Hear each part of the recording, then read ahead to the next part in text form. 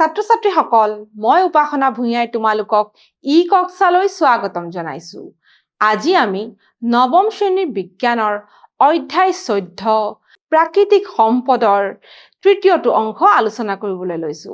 এই অংশটিত আমি জৈৱ ভূ-ৰাসায়নিক চক্ৰৰ বিষয়ে আলোচনা কৰিম। ছাত্ৰ-ছাত্ৰীসকল ইতিমধ্যে তোমালোকে জীৱমণ্ডলৰ ধাৰণাটো পাইছা। আমি ইতিমধ্যে আলোচনা কৰিছো যে স্থলমণ্ডল, জলমণ্ডল আৰু এই স্থলমণ্ডল, জলমণ্ডল আৰু বায়ুমণ্ডল এই তিনিটা লগ লাগি কিন্তু জীৱমণ্ডল গঠন কৰিছে বা এই তিনিটাকে একেলগে জীৱমণ্ডল বুলি কোৱা হয়।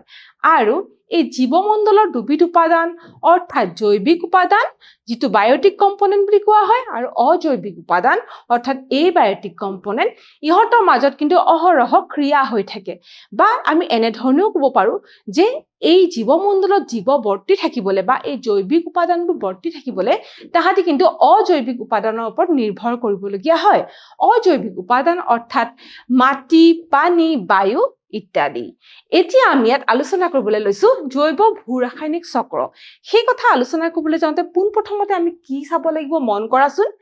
ইয়াত কৈছে জীৱমণ্ডল হৈছে এক গতিশীল ব্যৱস্থা হয়।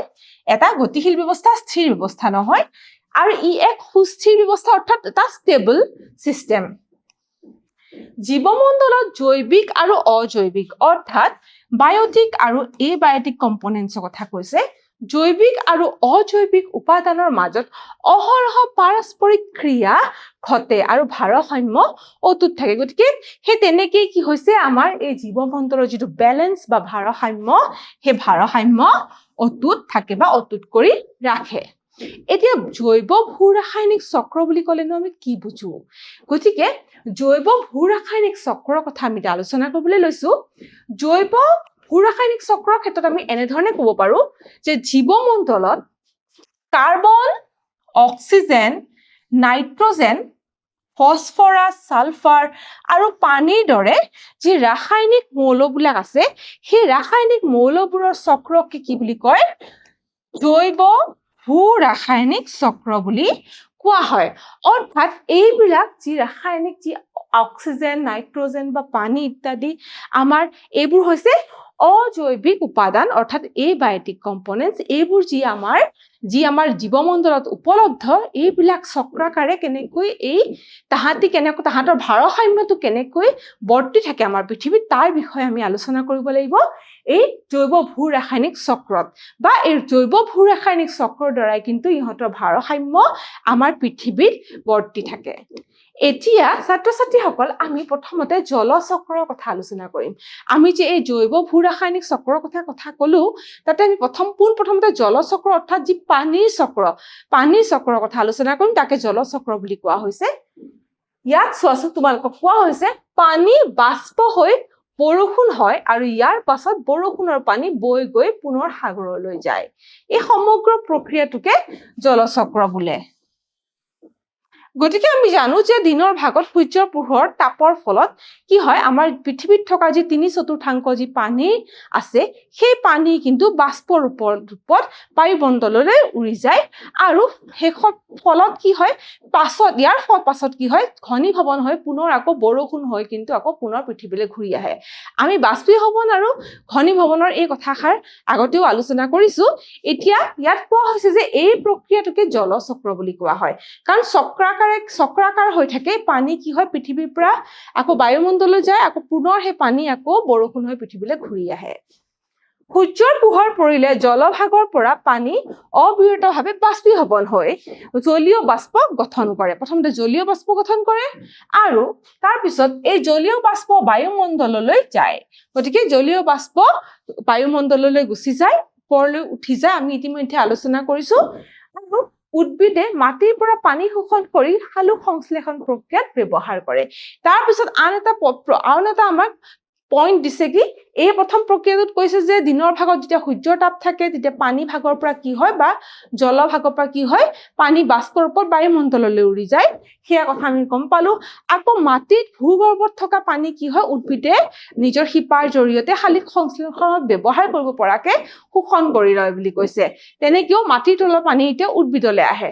তাৰপিছত বাষ্পীভৱনৰ দ্বাৰা উৎপন্ন হোৱা জলীয় বাষ্প বায়ুমণ্ডললৈ উৰি যায় ইতিমধ্যে আমি গম পাইছো প্ৰাণীৰ শৰীৰৰ পৃষ্ঠৰ পৰা শ্বসন আৰু উদ্ভিদে প্ৰচ্ছেদনৰ দ্বাৰা জলীয় বাষ্প উৎপন্ন কৰে এতিয়া আমাৰ প্ৰাণী সকলেও কিন্তু প্ৰাণীকো পানীৰ প্ৰয়োজন আমি জানো আমি যি পানী গ্ৰহণ কৰো সেয়া শ্বসন প্ৰক্ৰিয়া আৰু আমাৰ শৰীৰৰ পৰা ঘাম আকাৰেৰে সেয়াও কিন্তু বায়ুমণ্ডললৈ বাষ্পৰ ৰূপত উৰি যায় আৰু উদ্ভিদে যি পানী শিপাৰ দ্বাৰা যি পানী ভূগৰ্ভৰ পৰা লয় সালোক সংশ্লেষণৰ বাবে যি অতিৰিক্ত পানী থাকি যায় সেয়া প্ৰচ্ছেদন বা ট্ৰান্সপিৰেশ্যনৰ যোগেদি আকৌ পুনৰ বায়ুমণ্ডললৈ অতিৰিক্ত পানীখিনি বায়ুমণ্ডললৈ বাষ্পৰ ৰূপত এৰি দিয়ে গতিকে আমাৰ যি পৃথিৱীত বা আমাৰ স্থলমণ্ডলৰ লগতে যি জলভাগ আছে সেই জলভাগৰ জলমণ্ডলৰ পানী দিনৰ ভাগত কি হয় বাষ্পৰ ৰূপত আমাৰ বায়ুমণ্ডললৈ যায় ঠিক তেনেকে প্ৰাণীয়েও কি কৰে যি পানী গ্ৰহণ কৰে তাৰ এটা ভাগ বায়ুমণ্ডললৈ বাষ্পৰ ৰূপত এৰি দিয়ে আকৌ উদ্ভিদেও যি পানী যি মাটিৰ তলৰ পৰা বা ভূগৰ্ভৰ পৰা গ্ৰহণ কৰে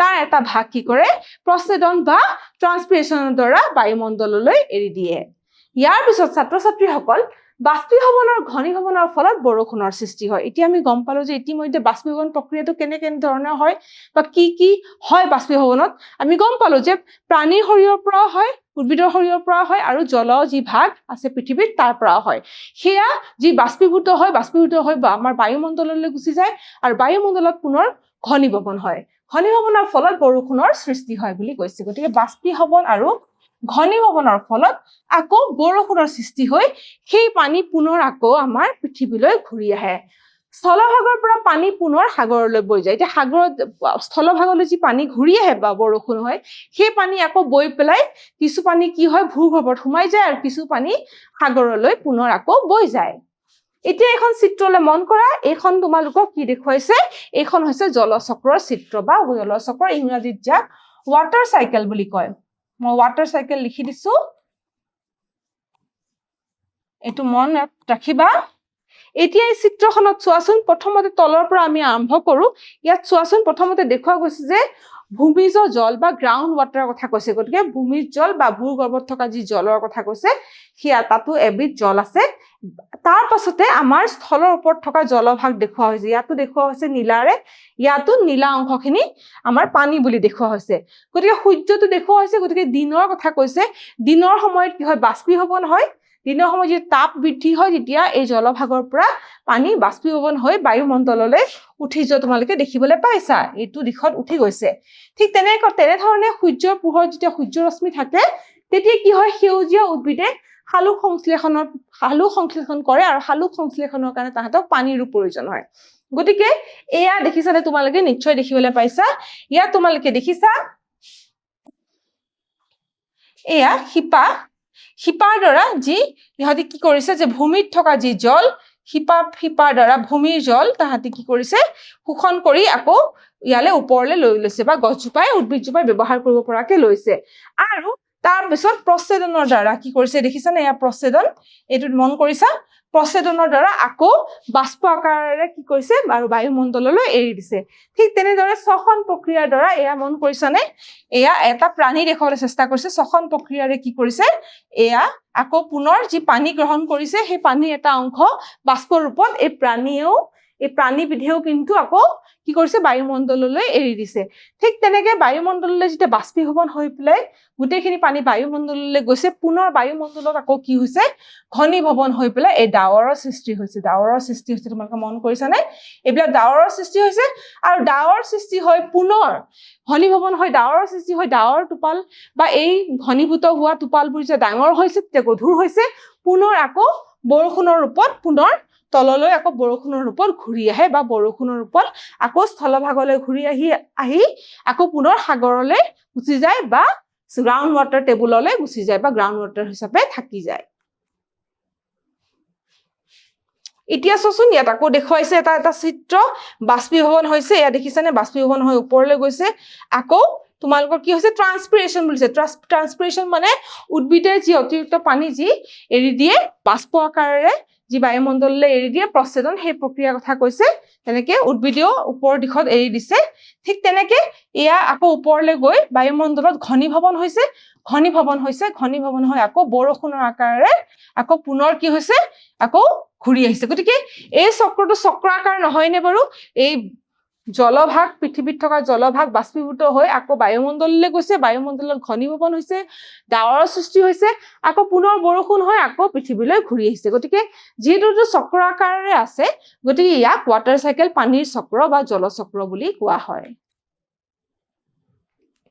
এতিয়া জলচক্ৰৰ পিছত আমাক নাইট্ৰজেন চক্ৰৰ কথাটো দিছে। আমি নাইট্ৰজেন চক্ৰৰ কথা আমি আলোচনা কৰিব লাগিব।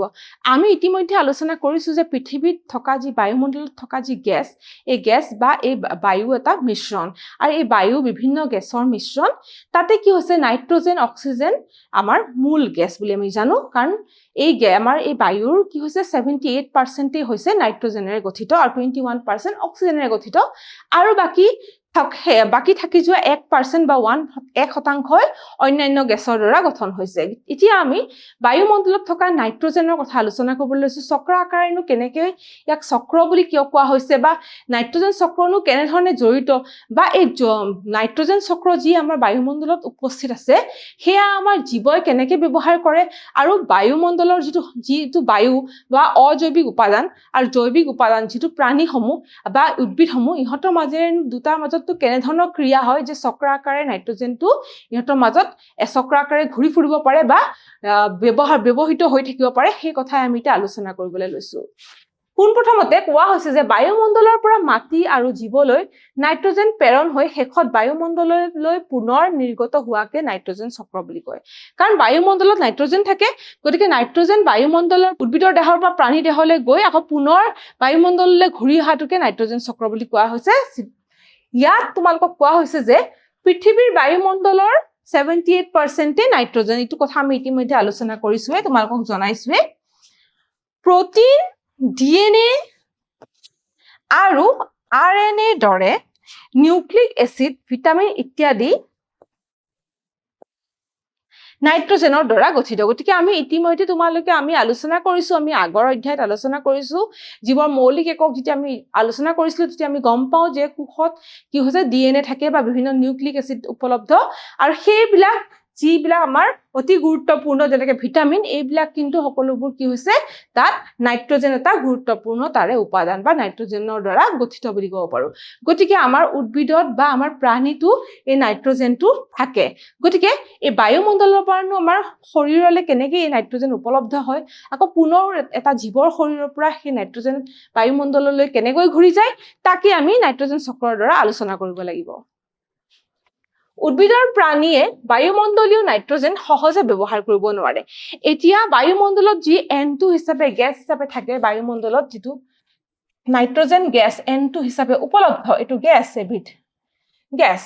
এতিয়া বায়ুমণ্ডলত নাইট্ৰজেন গেছ হিচাপে থাকে, আৰু নাইট্ৰজেন গেছ এয়া N2 যিটো গেছ আকাৰত থাকে, সেয়া কিন্তু প্ৰাণীয়ে সহজে গ্ৰহণ কৰিব নোৱাৰে। কাৰণ আমি জানো আমি বায়ুৰ পৰা কি গ্ৰহণ কৰো, অক্সিজেনহে গ্ৰহণ কৰো, আৰু আমি কাৰ্বন ডাই অক্সাইড এৰি দিওঁ। ঠিক তেনেধৰণে উদ্ভিদেও কিন্তু সালোক সংশ্লেষণৰ কাৰণে কাৰ্বন ডাই অক্সাইড গেছৰ ব্যৱহাৰ কৰে আৰু অক্সিজেন গেছ এৰি দিয়ে। আৰু ঠিক তেনেধৰণে যেতিয়া সূৰ্য ৰশ্মি নাথাকে তেতিয়া অক্সিজেন গেছ ব্যৱহাৰ কৰে। এতিয়া নাইট্ৰজেন গেছ যে প্ৰয়োজনীয় হয় আমাৰ উদ্ভিদ বা প্ৰাণীৰ কাৰণে, এতিয়া নাইট্ৰজেন গেছটো কেনেধৰণে ব্যৱহাৰযোগ্য হয় সেই কথা আমি আলোচনা কৰিবলৈ লৈছো। এতিয়া বেক্টেৰিয়াসমূহে, কিছুমান বেক্টেৰিয়া আছে, বেক্টেৰিয়াসমূহে বায়ুমণ্ডলৰ পৰা নাইট্ৰজেন গ্ৰহণ কৰি ইয়াক নাইট্ৰাইট আৰু নাইট্ৰেটলৈ পৰিৱৰ্তন কৰে। এতিয়া কিছুমান বেক্টেৰিয়া আছে যিবিলাকে এই বায়ুমণ্ডলীয় গেছক, নাইট্ৰজেন গেছক গ্ৰহণ কৰিব পাৰে, আৰু গ্ৰহণ কৰি তাহাঁতক নাইট্ৰাইট আৰু নাইট্ৰেটলৈ ৰূপান্তৰিত কৰিব পাৰে। এইবোৰক নাইট্ৰজেন স্থিতিকৰণ বেক্টেৰিয়া বুলি কোৱা হয়, আৰু এই বেক্টেৰিয়াসমূহকে নাইট্ৰজেন স্থিতিকৰণ বেক্টেৰিয়া বুলি কোৱা হয়। ছাত্ৰ ছাত্ৰীসকল, এতিয়া এই বেক্টেৰিয়াবোৰ মুক্তজীৱী বা সহজীৱীও হ'ব পাৰে। গতিকে সিহঁতি মুক্তভাৱেও থাকে বা সহজীৱীও সিহঁতি হ'ব পাৰে বুলি ইয়াত জনাইছে। আৰু সাধাৰণতে কি হয়, মাহজাতীয় শস্য, সেই মাহজাতীয় শস্যৰ যি শিপাত কিছুমান নডিউল থাকে বা টেমুনা থাকে, তাত এই বেক্টেৰিয়াবোৰে বাস কৰে। সাধাৰণতে মাহজাতীয় শস্যৰ শিপাত এই বেক্টেৰিয়া সহজলভ্য। গতিকে এই বেক্টেৰিয়াসমূহ মাহজাতীয় যি শস্য, তাহাঁতৰ শিপাত কিছুমান নডিউল বুলি কোৱা হয়, টেমুনা থাকে, সেইবোৰত এই বেক্টেৰিয়াবোৰ বাস কৰে বুলি কৈছে। গতিকে মাহজাতীয় উদ্ভিদৰ শিপাত থকা নডিউল নামৰ টেমুনাবোৰত এই বেক্টেৰিয়াবোৰ পোৱা যায় বা সহজে তাহাঁতি বাস কৰে। ইয়াত এখন তোমালোকক চিত্ৰ দেখুওৱা হৈছে। এই চিত্ৰখনত এজোপা মাহজাতীয় উদ্ভিদ দেখুৱাবলৈ চেষ্টা কৰা হৈছে। এই মাহজাতীয় উদ্ভিদৰ শিপাত থকা যি টেমুনাসমূহ, এই টেমুনাসমূহলৈ মন কৰা, শিপাত থকা টেমুনাসমূহ, এই টেমুনাসমূহতে বা যিবিলাকক নডিউল বুলি কোৱা হয়, এইবিলাক দেখাবলৈ তোমাক চেষ্টা কৰা হৈছে, মন কৰা। এইবিলাক নডিউলত কি হয়, এই বেক্টেৰিয়া বাস কৰে। বেক্টেৰিয়াৰ নাম দিছে কি? ৰাইজোবিয়াম বেক্টেৰিয়া বুলি তোমালোকক দিয়া হৈছে। ইয়াৰ পিছত ছাত্ৰ-ছাত্ৰীসকল, এনে নহয় যে অকল বেক্টেৰিয়াই এই যি আমাৰ বায়বীয় যি নাইট্ৰজেন তাক আকৌ নাইট্ৰেট বা নাইট্ৰাইটলৈ ৰূপান্তৰিত কৰিব পাৰে। বিজুলী ঢেৰেকণিৰো কিন্তু এটা ডাঙৰ ভূমিকা আছে এই ক্ষেত্ৰত। নাইট্ৰজেন স্থিতিকৰণত বিজুলী ঢেৰেকণিৰ ভূমিকা গুৰুত্বপূৰ্ণ বুলি কোৱা হৈছে। বিজুলী ঢেৰেকণিৰ সময়ত উচ্চ উষ্ণতা আৰু চাপত বায়ুমণ্ডলত থকা নাইট্ৰজেন আৰু অক্সিজেন যুক্ত হৈ নাইট্ৰজেন অক্সাইড সৃষ্টি কৰে। গতিকে যি বিজুলী ঢেৰেকণিৰ সময়ত যি উচ্চ উষ্ণতা আৰু চাপ সৃষ্টি হয়, তাৰ ফলত কি হয়, বায়ুমণ্ডলত থকা যি নাইট্ৰজেন আৰু অক্সিজেন সেয়া যুক্ত হৈ পেলাই নাইট্ৰজেন অক্সাইডৰ সৃষ্টি হয়। তো মন কৰিবলগীয়া কথা। এই অক্সাইডবোৰ পানীত দ্ৰৱীভূত হৈ নাইট্ৰিক আৰু নাইট্ৰাছ এচিড গঠন কৰে আৰু বৰষুণৰ লগত কি হয়, মাটিলৈ আকৌ নামি আহে। গতিকে এনেধৰণে বিজুলী ঢেৰেকণিও কি কৰে, আমাৰ যিটো বায়ুমণ্ডলত যি নাইট্ৰজেন গেছ উপলব্ধ সেয়া কি কৰে, আকৌ নাইট্ৰিক আৰু নাইট্ৰাছ এচিডলৈ ৰূপান্তৰিত কৰে। মাটিৰ লৱণৰ লগত যুক্ত হৈ এই নাইট্ৰেট যৌগ গঠন কৰে। গতিকে এতিয়া নাইট্ৰজেনৰ পৰা কিছুমান নাইট্ৰেট যৌগ গঠন কৰে আৰু জীৱই বিভিন্ন কাৰ্যত এতিয়া সেয়া গ্ৰহণযোগ্য হৈ পৰে। গতিকে আমাৰ জীৱসকলে কি কৰে, এই বা উদ্ভিদে নাইট্ৰজেনক এই গেছ আকাৰত ল'ব নোৱাৰে, কিন্তু যেতিয়া নাইট্ৰেট বা নাইট্ৰাইট আকাৰত থাকে বা কিবা যৌগ হিচাপে থাকে, নাইট্ৰেট বা নাইট্ৰাইট বা এনেধৰণৰ কিছুমান যৌগ আকাৰত থাকে, তেতিয়া কিন্তু এইবিলাক গ্ৰহণযোগ্য হয় আমাৰ জীৱ বা উদ্ভিদৰ কাৰণে। উদ্ভিদে নাইট্ৰেট আৰু নাইট্ৰাইট গ্ৰহণ কৰি এমিনো এচিড আৰু তাৰ পিছত প্ৰটিনলৈ ৰূপান্তৰিত কৰে। গতিকে নাইট্ৰেট নাইট্ৰাইট ইতিমধ্যে আমি গম পাইছো যে আমাৰ জীৱই গ্ৰহণ কৰিব পাৰে। আৰু এই নাইট্ৰেট আৰু নাইট্ৰাইটক প্ৰথমে এমিনো এচিডলৈ ৰূপান্তৰিত কৰে আৰু এমিনো এচিডৰ পৰা প্ৰটিনলৈ ৰূপান্তৰিত কৰে বা প্ৰটিন গঠন কৰে। প্ৰাণী বা উদ্ভিদ মৰিলে মাটিত থকা আন বেক্টেৰিয়াই নাইট্ৰজেনৰ বিভিন্ন যৌগবোৰ পুনৰ নাইট্ৰেট আৰু নাইট্ৰাইটলৈ ৰূপান্তৰিত কৰে। এতিয়া যেতিয়া প্ৰাণীটো বা উদ্ভিদটো মৰি যায়, এতিয়া প্ৰাণীৰ দেহত থকা এই নাইট্ৰজেনৰ বিভিন্ন যৌগবোৰ পুনৰ নাইট্ৰেট আৰু নাইট্ৰাইটলৈ ৰূপান্তৰিত কৰে বুলি কৈছে। ইয়াৰ পিছতে কৈছে যে বিভিন্ন বেক্টেৰিয়াই নাইট্ৰেট আৰু নাইট্ৰাইটক বায়বিক নাইট্ৰজেনলৈ ৰূপান্তৰিত কৰে। পিছত এতিয়া নাইট্ৰেট আৰু নাইট্ৰাইটক পুনৰ আকৌ বায়বীয় যি নাইট্ৰজেন গেছ তালৈ আকৌ কিছুমান বেক্টেৰিয়াই ৰূপান্তৰিত কৰিব পাৰে। এনেদৰে চক্ৰটো চলি থাকে। গতিকে এইটোৱে হৈছে এটা নাইট্ৰজেন চক্ৰ। এনেদৰে কি হয়, নাইট্ৰজেনৰ যি চক্ৰ, যি আমাৰ বায়ুমণ্ডলত থকা নাইট্ৰজেন গেছ সেয়া কেনেকৈ আমাৰ প্ৰাণীৰ দেহলৈ বা উদ্ভিদৰ দেহলৈ যায়, আকৌ উদ্ভিদৰ বা প্ৰাণীৰ দেহত প্ৰাণীটো বা উদ্ভিদটো মৰাৰ পিছত পুনৰ আকৌ কেনেকৈ আমাৰ বায়ুমণ্ডললৈ ঘূৰি আহে, তাকেই এই নাইট্ৰজেন চাইকেলৰ দ্বাৰা বা নাইট্ৰজেন চক্ৰৰ দ্বাৰা আমি বুজিবলৈ চেষ্টা কৰিলো। নাইট্ৰিফিকেশ্যন বুলি কৈছে। এতিয়া কেইটামান কথা আমি জানিব লাগিব। নাইট্ৰিফিকেশ্যন মানেনো কি?